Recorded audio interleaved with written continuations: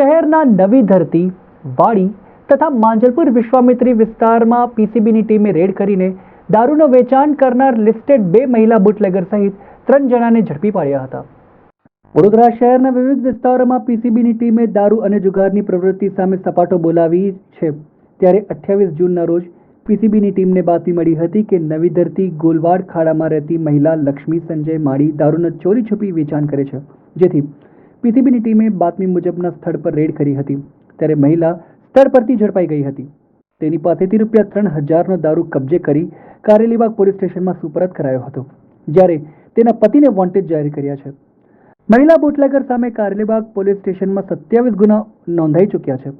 બીજા બનાવમાં વાડી શનિદેવ મંદિરની બાજુમાં શાંતિકુંજ એપાર્ટમેન્ટમાં રહેતો રાહુલ રાજુ જોશી તેના બીજા બનાવમાંથી દારૂનું વેચાણ કરે છે. તેના નોકર યશ મિસ્ત્રીના શ્રીનાથ એપાર્ટમેન્ટના મકાનમાં દારૂ સંતાડ્યો છે અને તેનું વેચાણ કરે છે. જેથી રેડ કરી યશ મિસ્ત્રીને ₹20,000ના દારૂ સાથે ઝડપી પાડવામાં આવ્યો હતો.